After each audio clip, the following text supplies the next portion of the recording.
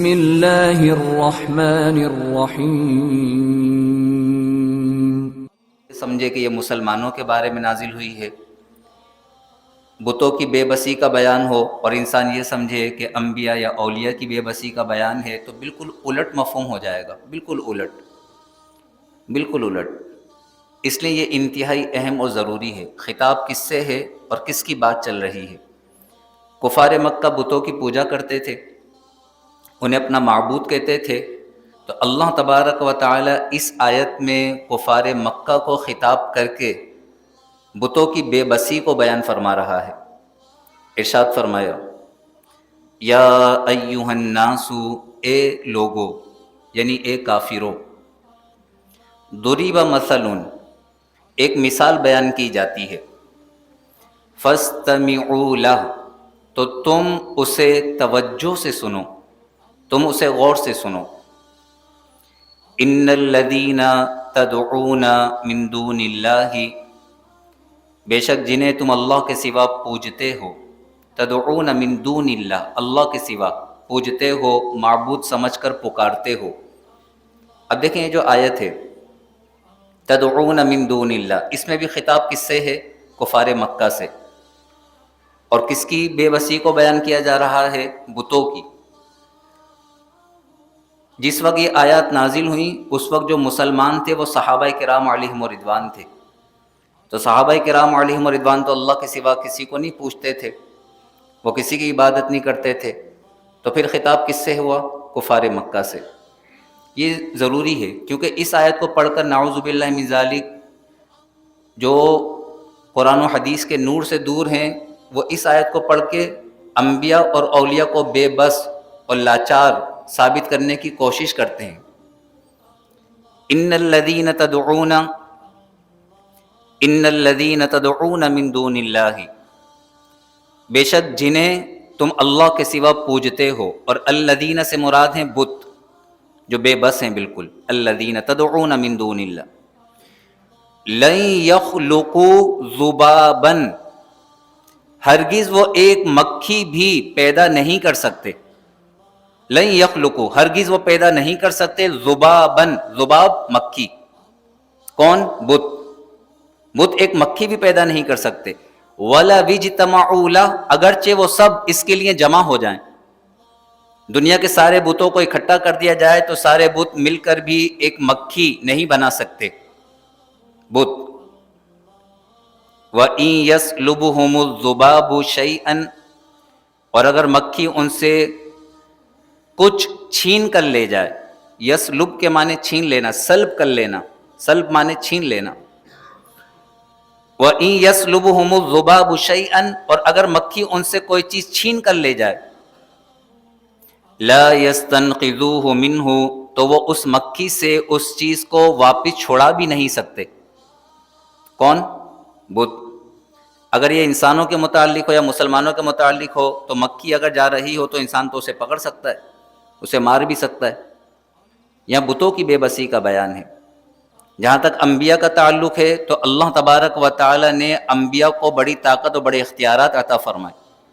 حضرت عیسیٰ علیہ السلام خود یہ فرماتے ہیں، وَرَسُولًا إِلَى بَنِي إِسْرَائِيلَ أَنِّي أَخْلُقُ لَكُم مِّنَ الطِّينِ كَهَيْئَةِ الطَّيْرِ فَأَنفُخُ فِيهِ فَيَكُونُ طَيْرًا بِإِذْنِ اللَّهِ، بے شک میں اللہ کے حکم سے مٹی سے پرندے کی سی صورت بناتا ہوں، پھر اس مٹی کی صورت میں پھونک مارتا ہوں تو اللہ کے حکم سے وہ پرندہ بن کے اڑنے لگ جاتا ہے۔ یہ قرآن کی آیت ہے، قرآن کی آیت ہے، انی اخلق لکم من الطین کہیئۃ الطیر فانفخ فیہ فیکون طیرا باذن اللہ۔ اللہ انبیاء کو بڑی طاقت دیتا ہے، اللہ کے اذن سے، اللہ کی اجازت سے، اللہ کے حکم سے وہ مٹی کے پرندے کو زندہ کر دیتے ہیں پھونک مار کر، اللہ کے حکم سے۔ اور جہاں تک اس آیت میں تعلق ہے تو دوبارہ اس بات کو ذہن نشین رکھیں ہمیشہ کے لیے، ایمان کا معاملہ ہو جاتا ہے، ایمان کا معاملہ، کہ جو آیتیں کافروں کے بارے میں ہیں یا بتوں کے بارے میں ہیں وہ آیتیں پڑھ کر انبیاء اور اولیاء کو بے بس ثابت کرنا یا مسلمانوں کو مشرک ثابت کرنا، جو مسلمانوں کو مشرک کہے گا اس کا ایمان خود ضائع ہو جائے گا، کہ مسلمان کو کافر کہنا کفر لوٹے گا، پھر کفر لوٹتا ہے۔ دوبارہ سماعت کریں، اللہ فرماتا ہے یا ایہا الناس، اے لوگو یعنی اے کافرو، ضرب مثل، ایک مثال بیان کی جاتی ہے، فاستمعوا لہ، اسے بڑی توجہ سے سنو، غور سے سنو، ان الذین تدعون من دون اللہ، بے شک جنہیں تم اللہ کے سوا پوجتے ہو، خدا سمجھ کر پکارتے ہو، لن یخلقوا ذبابا، ہرگز وہ ایک مکھی بھی نہیں بنا سکتے، وَلَوِ اجْتَمَعُوا لَهُ، اگرچہ وہ سب اس کے لیے جمع ہو جائیں، وَإِن يَسْلُبْهُمُ الذُّبَابُ شَيْئًا، اور اگر مکھی ان سے کوئی چیز چھین کر لے جائے۔ یہ کفار مکہ اپنے بتوں پر شہد ڈالا کرتے تھے، دودھ ڈالا کرتے تھے، ان کے آس پاس میوہ جات، فروٹ، پھل وغیرہ یہ چیزیں جمع کر دیتے تھے، جسے آج بھی ہندوستان میں کفار کرتے ہیں، ہندو شہد ڈالتے ہیں، دودھ ڈالتے ہیں۔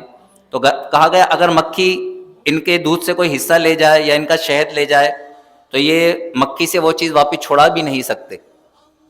وَإِن يَسْلُبْهُمُ الذُّبَابُ شَيْئًا، اور اگر مکھی ان سے کچھ لے جائے، لَا يَسْتَنْقِذُوهُ مِنْ، تو اس سے واپس چھڑا نہیں سکتے۔ ضَعُفَ الطَّالِبُ وَالْمَطْلُوبُ، طالب اور مطلوب کتنے کمزور ہیں۔ ضعف معنی ضعیف ہونا، کمزور ہونا، طالب مطلوب۔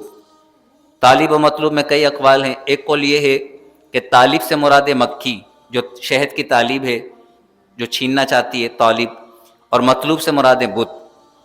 ضعف الطالب والمطلوب، طالب اور مطلوب کتنے کمزور ہیں، یعنی مکھی اور یہ بت کتنے کمزور ہیں۔ مکھی میں تو پھر بھی حرکت کی طاقت ہے، وہ اڑ سکتی ہے، بت تو اس سے بھی زیادہ کمزور ہے۔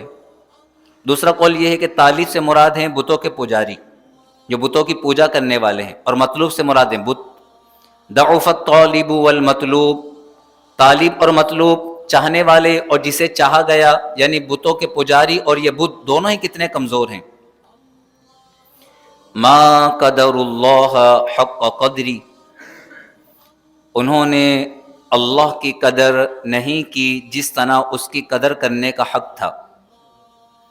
اللہ کی قدر کیا ہے کہ کسی کو بھی اللہ کا شریک نہ ٹھہرایا جائے، کسی کو بھی، نہ ذات میں، نہ صفات میں، نہ افعال میں، نہ احکام میں، وہ تنہا ہے، وہ یکتا ہے، واحد ہے، اکیلا ہے۔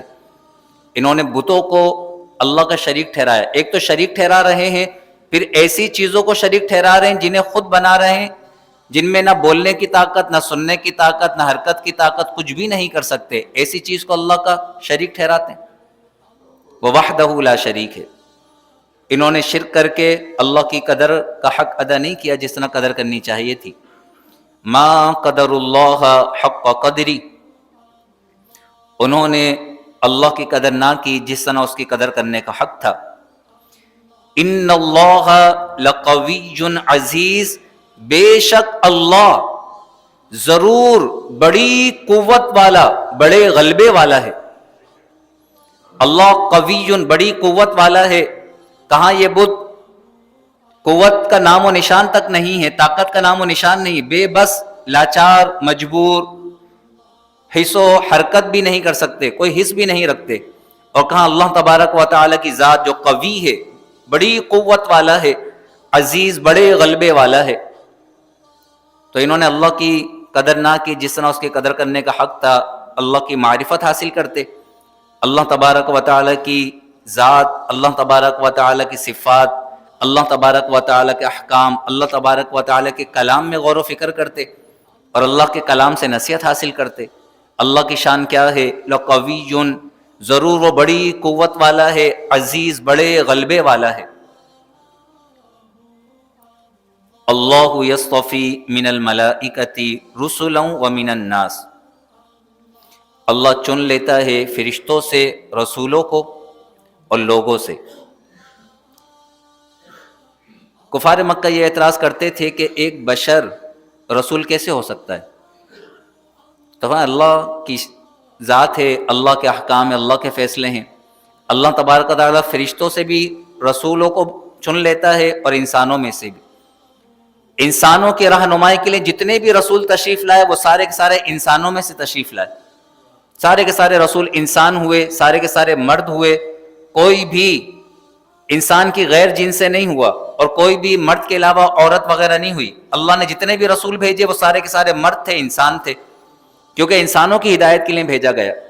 اس طرح فرشتوں کی رہنمائی کے لیے جو رسول بھیجے جاتے ہیں، اللہ فرشتوں میں سے ان رسولوں کو چنتا ہے. اپنے احکامات حضرت جبرائیل علیہ السلام، حضرت میکائیل علیہ السلام، حضرت اسرافیل علیہ السلام، حضرت عزرائیل علیہ السلام جو فرشتوں کے سردار ہیں، اللہ اپنے احکامات ان پر نازل فرماتا ہے، وہ پھر دیگر فرشتوں کو اللہ کے وہ احکامات پہنچاتے ہیں. تو جس طرح انسانوں کے اندر رسول ہوئے، حضرت نوح علیہ السلام، حضرت ابراہیم علیہ السلام، حضرت موسیٰ علیہ السلام، حضرت عیسیٰ علیہ السلام اور دیگر انبیاء اور رسول، اور پھر خاتم النبیین صلی اللہ علیہ وسلم، سب سے آخری نبی ہمارے پیارے نبی. تو جس طرح اللہ نے انسانوں کی ہدایت کے لیے انسانوں میں سے رسول چنے ہیں، اس طرح فرشتوں میں احکامات تقسیم کرنے کے لیے اپنے فرشتوں میں سے بھی رسول چنے ہیں. اللہ یصطفی من الملائکۃ رسلا، اللہ فرشتوں میں سے رسولوں کو چنتا ہے، ومن الناس، اور لوگوں میں سے. ان اللہ سمیع بصیر، بے شک اللہ سننے والا دیکھنے والا ہے. اور حضور علیہ الصلوۃ والسلام آخری نبی ہیں، اب آپ کے بعد کوئی نیا نبی نہیں آ سکتا. حضور آخری نبی اور آپ کی امت آخری امت. یعلم، اللہ جانتا ہے، ما بین ایدیہم، جو کچھ ان کے آگے ہے، وما خلفہم، اور جو کچھ ان کے پیچھے ہے. یعنی تمام مخلوق کے آگے اور تمام مخلوق کے پیچھے، ماضی حال مستقبل کے سارے معاملات، سارے حالات، سارے واقعات اللہ جانتا ہے.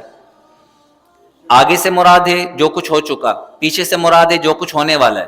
ایک قول یہ ہے، جو کچھ ان کے آگے ہے یعنی جو کچھ ہو چکا، اور جو کچھ ان کے پیچھے ہے یعنی پیچھے آنے والا ہے، بعد میں ہونے والا ہے، وہ سارے کے سارے حالات، سارے کے سارے واقعات، کیفیات، سب کچھ جانتا ہے. اور ایک قول یہ ہے، ما بین ایدیہم، جو کچھ ان کے آگے ہے یعنی دنیا کے سارے معاملات، وما خلفہم، جو ان کے پیچھے آخرت کے سارے معاملات. یعلم ما بین ایدیہم وما خلفہم، اللہ جانتا ہے جو کچھ ان کے آگے ہے اور جو کچھ ان کے پیچھے. اللہ ان کے سارے حالات، سارے واقعات، ساری کیفیات، سارے اقوال، سارے اعمال اللہ جانتا ہے. انسان اپنے بارے میں اتنا نہیں جانتا جتنا اللہ جانتا ہے. انسان اپنے بارے میں اتنا نہیں جانتا، مرنے کے بعد یہ کہاں کہاں جائے گا اور کہاں سے اٹھایا جائے گا کوئی انسان نہیں جانتا. یہ اللہ جانتا ہے کہ اس بندے کو مرنے کے بعد کہاں دفن کیا جائے گا، اس کی خاک کہاں اڑے گی، اس کے ذرات کہاں جائیں گے، اور پھر اسے کہاں سے اٹھایا جائے گا. پھر یہ جنتی ہے کہ دوزخی ہے، میدان محشر میں اس کے ساتھ کیا ہوگا، اللہ جانتا ہے. جو کچھ ہے اللہ جانتا ہے، اللہ سے کچھ بھی پوشیدہ نہیں. یعلم ما بین ایدیہم وما خلفہم، اللہ جانتا ہے جو کچھ ان کے آگے ہے اور جو کچھ ان کے پیچھے، جو کچھ ہو چکا، جو کچھ ہونے والا ہے، اللہ جانتا ہے. وَإِلَى اللَّهِ تُرْجَعُ الْأُمُورُ، اور سارے کے سارے کام اللہ ہی کی طرف لوٹائے جاتے ہیں. اور دوسری جگہ فرمایا وَلِلَّهِ عَاقِبَةُ الْأُمُورِ، اور کاموں کا انجام اللہ ہی کے لیے ہیں. سارے کاموں کا انجام اللہ کے اختیار میں. بندہ بڑی کوشش کرتا ہے لیکن جب تک اللہ کی طرف سے حکم نہ ہو وہ کام نہیں ہو سکتا. سارے کے سارے کام اللہ کی طرف لوٹائے جاتے ہیں. اللہ کی طرف سے حکم ہو جاتا ہے تو پھر کوئی روک نہیں سکتا، اور اللہ کی طرف سے اذن نہ ہو تو پھر کوئی بھی کر نہیں سکتا. یہ اللہ کی شان ہے. ان الحکم الا للہ، حکم تو صرف اللہ کا چلتا ہے. ان الحکم الا للہ، اللہ کا اختیار ہے، اللہ کا حکم ہے. اللہ جس بات کا فیصلہ فرما دیتا ہے وہ بات ہو جاتی ہے، جس کا فیصلہ نہیں فرماتا وہ بات نہیں ہو سکتی. تو سارے کے سارے کام جب اللہ کی طرف لوٹائے جاتے ہیں تو پھر انسان اللہ کی بارگاہ میں سجدہ ریز ہو کر اس سے کیوں نہیں مانگتا. انسان کو چاہیے کہ پھر اللہ کی بارگاہ میں سجدہ ریز ہو کر اپنے کام کی آسانی کے لیے دعائیں مانگے. رب خود فرماتا ہے ادعونی استجب لکم، مجھ سے مانگو میں تمہاری دعاؤں کو قبول کروں گا. اللہ خود فرماتا ہے مجھ سے مانگو. بلکہ حدیث میں فرمایا گیا جو اللہ سے نہیں مانگتا یغضب علیہ، اللہ اس پر غضبناک ہو جاتا ہے کہ مجھ سے مانگتا نہیں ہے.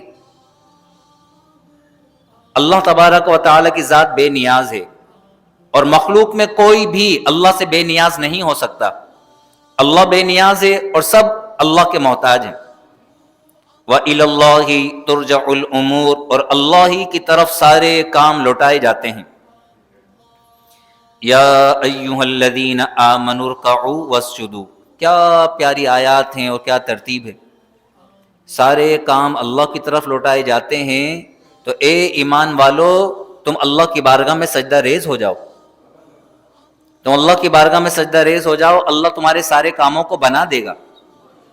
یا ایھا الذین آمنوا ارکعوا واسجدوا، اے ایمان والو رکوع کرو اور سجدہ کرو، یعنی نماز ادا کرو۔ جہاں رکوع اور سجدے کو ذکر کیا جائے تو رکوع اور سجدے سے مراد نماز ہوتی ہے۔ اس لیے امام اعظم ابو حنیفہ نے فرمایا کہ اس آیت میں نماز کا حکم ہے، سجدہ تلاوت کا حکم نہیں ہے۔ امام شافعی یہ فرماتے ہیں کہ یہ آیت بھی آیت سجدہ ہے اور اس کے سننے پڑھنے والے پہ سجدہ تلاوت لازم ہو جاتا ہے، لیکن امام اعظم ابو حنیفہ فرماتے ہیں کہ یہاں نماز کا سجدہ مراد ہے، نماز مراد ہے، یہاں آیت سجدہ مراد نہیں ہے۔ اس لیے جو امام اعظم ابو حنیفہ کو اپنا امام و پیشوا مانتے ہیں فقہ کے اندر، وہ اس آیت کو پڑھ کر یا سن کر سجدہ تلاوت کو لازم نہیں جانتے، لیکن اگر کوئی سجدہ تلاوت کر لیتا ہے تو کوئی حرج بھی نہیں ہے۔ یا ایھا الذین آمنوا ارکعوا واسجدوا، اے ایمان والو رکوع کرو اور سجدہ کرو، یعنی نماز پڑھو۔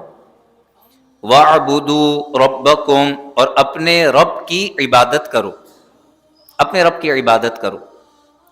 وَافْعَلُوا الْخَيْرَ، اور نیکی کے کام کرو، خیر اچھے کام کرو۔ وَافْعَلُوا الْخَيْرَ، اور نیکی کے کام کرو۔ لَعَلَّكُمْ تُفْلِحُونَ، اس امید پر کہ تم کامیاب ہو جاؤ، یعنی عبادت بھی کرو، نمازیں بھی پڑھو اور نیکی کے کام بھی کرو، لیکن یہ ساری نیکیاں کرنے کے باوجود اس بات کو اپنے اوپر لازم مت سمجھنا کہ اب میرے کام اللہ پہ بنانا لازم ہو گئے، بلکہ امید رکھنا، امید کے ساتھ لعلکم، اس امید پر کہ تم کامیاب ہو جاؤ۔ اگر انسان پوری زندگی سجدے میں پڑا رہے تو بھی اللہ پر لازم نہیں ہے کہ اسے دے ہی دے، اللہ پر کچھ بھی لازم نہیں ہے۔ اگر اللہ عطا فرمائے تو اس کا فضل ہے، اس کا کرم ہے، اس کا فضل ہے، اس کا کرم ہے۔ لعلکم تفلحون، نمازیں بھی پڑھو، عبادت بھی کرو، اچھے کام بھی کرو، اس امید پر لعلکم تفلحون کہ تم کامیاب ہو جاؤ۔ وجاہدوا فی اللہ حق جہادی، اور اللہ کی راہ میں جہاد کرو جیسا اس کی راہ میں جیسا اس کی راہ میں جہاد کرنے کا حق ہے۔ جاہدو، جہاد کرو۔ جہاد کے معنی کیا ہیں؟ دین اسلام کی سر بلندی کے لیے اپنی جان اور اپنے مال سے کوشش کرنا جہاد کہلاتا ہے۔ قرآن میں اکثر جہاں جہاں جہاد کا ذکر ہے وہاں مال اور جان کا بھی ذکر ہے۔ مال اور جان، بِأَمْوَالِهِمْ وَأَنفُسِهِمْ، اپنے مالوں اور اپنی جانوں، جان اور مال دونوں کا ذکر ہوتا ہے۔ جہاں اکثر جہاد کا ذکر ہے آیات کے اندر، فَضَّلَ اللَّهُ الْمُجَاهِدِينَ بِأَمْوَالِهِمْ وَأَنفُسِهِمْ عَلَى الْقَاعِدِينَ دَرَجَةً، جو لوگ اپنے مالوں اور اپنی جانوں کے ساتھ اللہ کی راہ میں جہاد کرتے ہیں، اللہ نے انہیں بیٹھنے والوں پر کئی درجے فضیلت عطا فرمائی ہے۔ بخاری و مسلم کی حدیث ہے، حضور علیہ الصلوۃ والسلام سے پوچھا گیا سب سے افضل عمل کون سا ہے؟ حضور نے فرمایا وقت پر نماز ادا کرنا، سب سے افضل عمل وقت پر نماز ادا کرنا۔ پھر عرض کیا اس کے بعد کون سا؟ تو فرمایا اللہ کی راہ میں جہاد کرنا۔ نماز کے بعد سب سے افضل عمل جہاد ہے۔ نماز کے بعد نماز انسان نہیں چھوڑ سکتا، حتیٰ کہ اگر جہاد میں ہے اور دشمن سے مقابلہ ہو رہا ہے تو نماز خوف کا ذکر کیا گیا کہ آدھے لوگ دشمن کے مقابل کھڑے رہیں، آدھے لوگ نماز ادا کریں، پھر جو نماز ادا کر کے وہ دشمن کے مقابلے میں آ جائیں، پھر دوسرے لوگ، دوسری جماعت نماز ادا کرے۔ جہاد، عین جہاد کی صورت میں بھی نماز نہیں چھوڑ سکتے، تو جو ایسے ہی نماز چھوڑ دے تو ان کا کیا حال ہوگا؟ الامان والحفیظ۔ وجاہدوا فی اللہ حق جہادی، اللہ کی راہ میں جہاد کرو جیسا اس کی راہ میں جہاد کرنے کا حق ہے۔ دین اسلام کی سر بلندی کے لیے اپنے مال سے، اپنی جان سے کوششیں کرو۔ اگر دین اسلام کو تمہاری جان کی ضرورت ہے اپنی جان دے دو، اگر دین اسلام کو تمہارے مال کی ضرورت ہے اپنا مال دے دو، اپنا مال بھی اپنی جان بھی اللہ کی راہ میں دے دو۔ اللہ تبارک و تعالی اس کے بدلے تمہیں جنت عطا فرمائے گا، نہ صرف جنت عطا فرمائے گا بلکہ دیگر کے مقابلے میں تمہیں جنت کے 100 درجات عطا فرمائے گا، اور ہر درجہ اتنا بڑا ہوگا جتنا زمین و آسمان میں فاصلہ ہے۔ احادیث میں بڑے فضائل بیان کیے گئے ہیں جہاد کے، لیکن انسان اکثر مسلمان اب جہاد سے دور ہو گئے ہیں، اور جہاد کا نام لینا بھی اب وہ بعض تو ایسے ہیں جو ڈرتے ہیں جہاد کا نام لینے سے، جہاد کا نام لینے سے۔ اللہ تبارک و تعالی ہم مسلمانوں میں پھر سے جہاد کرنے کی امنگ اور کافروں سے جہاد کرنے کی سعادت عطا فرمائے۔ وجاہدوا فی اللہ حق جہادی، اللہ کی راہ میں جہاد کرو جیسا اس کی راہ میں جہاد کرنے کا حق ہے۔ مال سے بھی جہاد کرو، جان سے بھی جہاد کرو، شیطان کے خلاف بھی جہاد کرو، نفس کے خلاف بھی جہاد کرو، کافروں کے خلاف بھی جہاد کرو۔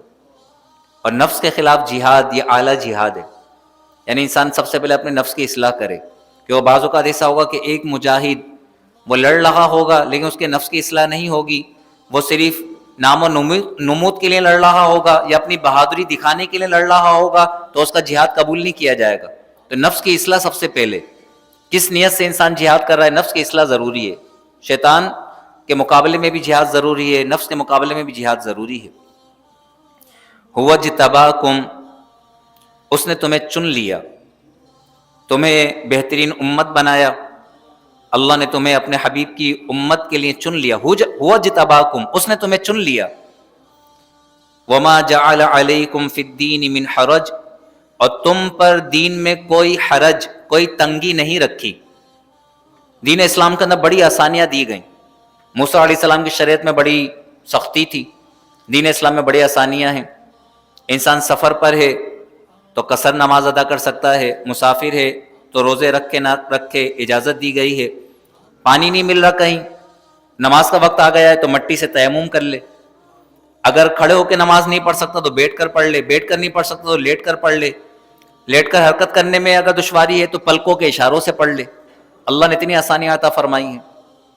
وما جعل علیکم فی الدین من حرج، اور اللہ نے تم پر دین میں کوئی تنگی نہیں رکھی، کوئی حرج، کوئی تنگی نہیں رکھی۔ ملت ابیکم ابراہیم، تمہارے باپ ابراہیم کا دین۔ اللہ تبارک و تعالی نے تمہیں وہی دین عطا کیا ہے جو تمہارے باپ ابراہیم علیہ الصلاۃ والسلام کا دین تھا۔ ہم دین ابراہیمی پر ہیں۔ ہوا سماکم المسلمین، اس نے تمہارا نام مسلمان رکھا۔ یہودی، عیسائی، یہ اللہ کے نزدیک کوئی دین نہیں ہے۔ یہودی یہ کہتے ہیں کہ ابراہیم علیہ السلام یہودی تھے، عیسائی یہ کہتے ہیں کہ ابراہیم علیہ السلام عیسائی تھے۔ اللہ نے فرمایا نہیں، ما کان ابراہیم یہودیا ولا نصرانیا، ابراہیم نہ تو یہودی تھے نہ عیسائی، ولکن کان حنیفا مسلما، بلکہ وہ ہر باطل سے جدا مسلمان تھے۔ تو جس طرح ابراہیم علیہ السلام مسلمان تھے، اے امت محمدیہ تم بھی مسلمان ہو۔ اور یہ خیال کہ یہودی سب سے پرانا مذہب ہے، یہ باطل خیال ہے، باطل خیال ہے۔ آدم علیہ السلام سے لے کر حضور علیہ الصلوۃ والسلام تک تمام انبیاء کا ایک ہی دین رہا، وہ دین اسلام۔ دین اسلام، شریعت مختلف رہی، احکامات مختلف رہے، کسی پر 2 نمازیں، کسی پر مختلف احکامات مختلف رہے، شریعت جسے کہتے ہیں احکامات مختلف، دین سب کا ایک رہا، دین اسلام۔ ان الدین عند اللہ الاسلام، بے شک اللہ کے نزدیک دین اسلام ہے۔ ہوا سماکم المسلمین، اس نے تمہارا نام مسلمان رکھا۔ یہودیوں نے اپنا نام خود یہودی رکھ لیا، عیسائیوں نے اپنا نام خود عیسائی رکھ لیا۔ یہودی یا عیسائی، یہودیت اور عیسائیت کوئی مذہب نہیں ہے، کوئی دین نہیں ہے، اللہ کے نزدیک دین صرف دین اسلام ہے۔ ہوا سماکم المسلمین، اس نے تمہارا نام مسلمان رکھا۔ من قبل، اس سے پہلے، یعنی پچھلی کتابوں میں، توریت میں، انجیل میں، من قبل اس سے پہلے، وفی ہذا اور اس میں یعنی قرآن میں، من قبل اس سے پہلے یعنی پچھلی کتابوں میں، وفی ہذا اور اس میں یعنی قرآن میں۔ قرآن میں بھی تمہارا نام مسلمان ہے، پچھلی کتابوں میں بھی تمہارا نام مسلمان ہے۔ لیکون الرسول شہیدا علیکم، تاکہ رسول تم پر گواہ ہوں۔ اللہ تبارک و تعالی نے حضور علیہ الصلوۃ والسلام کو اپنے امتیوں کا علم عطا فرمایا ہے، کون مومن کون کافر۔ اللہ کی قدرت ہے، اللہ جسے چاہے جتنا چاہے علم عطا فرما دے، اللہ کی قدرت کا کوئی انکار نہیں کر سکتا۔ اللہ تبارک و تعالی نے اپنے حبیب صلی اللہ علیہ وآلہ وسلم کو اپنے ایک ایک امتی کا علم عطا فرمایا ہے کہ کون کافر، کون مومن، کون آپ پر ایمان لانے والا ہے، کون ایمان لانے والا نہیں ہے۔ کل بروز قیامت حضور علیہ الصلوۃ والسلام اپنی امت پر گواہی دیں گے، اور قرآن کے بتانے سے اور حضور علیہ الصلوۃ والسلام کے بتانے سے امت محمدیہ بھی گواہ ہے. امت محمدیہ بھی گواہی دے گی. کس چیز پر گواہی دے گی؟ اس بات پر کہ انبیاء نے، حضرت نوح علیہ السلام نے، ابراہیم علیہ السلام، دیگر انبیاء نے اپنی اپنی قوموں کو اللہ کا پیغام پہنچا دیا تھا. امت محمدیہ اس بات کی گواہی دے گی میدان محشر میں. لیکون الرسول شہیدا علیکم، تاکہ رسول تم پر گواہ ہوں. وتکونوا شہداء علی الناس، اور تم لوگوں پر گواہ ہو. پچھلی امتوں پر امت محمدیہ گواہ ہوگی، انبیاء کی گواہی دے گی کہ تمام انبیاء نے اپنی امتوں کو پیغام پہنچایا. وہ امت اعتراض کریں گی، حدیث ہے طویل، وہ امت اعتراض کریں گے یہ تو ہمارے بعد آئے تو یہ گواہی کیسے دے رہے ہیں. پوچھا جائے گا تم کیسے گواہی دے رہے ہو؟ تو عرض کریں گے امت محمدیہ کے جو علماء ہوں گے وہ عرض کریں گے کہ یا رب، حضور علیہ الصلوۃ والسلام تیرے نبی کے بتانے سے ہم یہ گواہی دے رہے ہیں. پھر حضور علیہ الصلوۃ والسلام کو لایا جائے گا تو حضور علیہ الصلوۃ والسلام اپنی امت اور تمام انبیاء اور تمام امتوں پر گواہی دیں گے. ان کی گواہی کا کوئی انکار نہیں کر سکے گا، کیونکہ اس وقت سب جانتے ہوں گے کہ حضور علیہ الصلوۃ والسلام کو جو علم عطا فرمایا ہے وہ اللہ نے عطا فرمایا ہے. حضور کی گواہی کا انکار در حقیقت اللہ کے علم کا انکار ہوگا، اس لیے حضور کا کوئی انکار نہیں کرے گا. امت محمدیہ پر اعتراض کریں گے لوگ، یہ تو ہمارے بعد میں آئی، یہ کیسے گواہی دے رہے ہیں؟ تو امت محمدیہ کہے گی کہ تیرے حبیب کے بتانے سے ہم یہ گواہی دے رہے ہیں. حضور علیہ السلام آئیں گے، انبیاء پر، امت محمدیہ پر گواہی دیں گے، اور پھر فیصلہ کر دیا جائے گا. فَأَقِيمُوا الصَّلَاةَ، تو تم نماز قائم رکھو. وَآتُوا الزَّكَاةَ، اور زکوٰۃ ادا کرو. وَاعْتَصِمُوا بِاللَّهِ، اور اللہ کی رسی کو مضبوطی سے تھامو. وَاعْتَصِمُوا بِاللَّهِ، اللہ کی رسی کو، یعنی اللہ کے جو احکامات ہیں، اللہ کا جو دین ہے، اسے مضبوطی سے تھامے رہو. کیونکہ صرف اور صرف دین اسلام وہ مضبوط رسی ہے، جس نے اسے تھام لیا، یہ دین اسلام کی رسی اسے جنت میں پہنچا کر دم لے گی. یہ رسی کبھی نہیں ٹوٹے گی، یہ رسی کبھی نہیں ٹوٹے گی. دین اسلام کے علاوہ جس نے جس کو بھی تھاما، جس مذہب کو بھی تھاما دین اسلام کے علاوہ، وہ سارا کا سارا مذہب دنیا میں ہی ختم ہو جائے گا. جیسی موت کے فرشتے نظر آتے ہیں، یہ سارے کے سارے اسباب ٹوٹ جائیں گے، سارے کے سارے. وَاعْتَصِمُوا بِاللَّهِ، اللہ کی رسی کو یعنی دین اسلام کو مضبوطی سے تھامے رکھو. هُوَ مَوْلَاكُمْ، وہ تمہارا مولا ہے. مولا کے کئی معنی ہیں، یہاں ایک معنی کیا گیا مالک. هُوَ مَوْلَاكُمْ، اللہ تمہارا مالک ہے. هُوَ مَوْلَاكُمْ، وہ تمہارا مولا ہے، وہ تمہارا مالک ہے. مولا کے ایک معنی دوست کے بھی ہوتے ہیں، دوست کے معنی بھی کیے گئے. هُوَ مَوْلَاكُمْ، اللہ تمہارا دوست ہے. جیسے کہا اللہ ولی الذین آمنوا، اللہ ایمان والوں کا ولی ہے، دوست ہے. یخرجہم من الظلمات الی النور، وہ ایمان والوں کو اندھیریوں سے نور کی طرف لے جاتا ہے.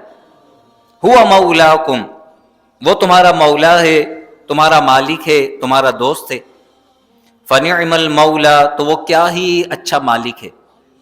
ونعم النصیر، اور کیا ہی اچھا مددگار ہے. سبحان اللہ. اللہ تبارک و تعالی اس رکوع کا نور ہم سب کو نصیب فرمائے. فنعم المولا، کیا ہی اچھا مالک ہے، کیا ہی اچھا مولا ہے. کتنا اچھا مولا ہے، ہم سے کتنی محبت فرمانے والا ہے. بن مانگے ہی اللہ تبارک و تعالی ہمیں اتنی نعمت عطا فرما دی، اتنی نعمت عطا فرما دی کہ ہم ان نعمتوں کو شمار کر سکتے ہی نہیں. اتنی نعمتیں، پلکوں کی نعمت انسان دیکھے، کان کے اندر سننے کی جو طاقت اللہ نے رکھی، زبان میں جو بولنے کی طاقت رکھی، کتنی نعمتیں اللہ نے دی ہیں. اور کوئی تقاضا نہیں ہے، کوئی تقاضا نہیں ہے. صرف ایک حکم ہے کہ صرف میری فرما برداری کرو، صرف میری اطاعت کرو، صرف میری عبادت کرو، اور میرے ساتھ کسی کو شریک مت ٹھہراؤ، اللہ کی عبادت کرو. فنعم المولا، تو وہ کیا ہی اچھا مولا ہے، مالک ہے. ونعم النصیر، اور کیا ہی اچھا مددگار ہے. اللہ تبارک و تعالی اس رکوع کا نور ہم سب کو نصیب فرمائے.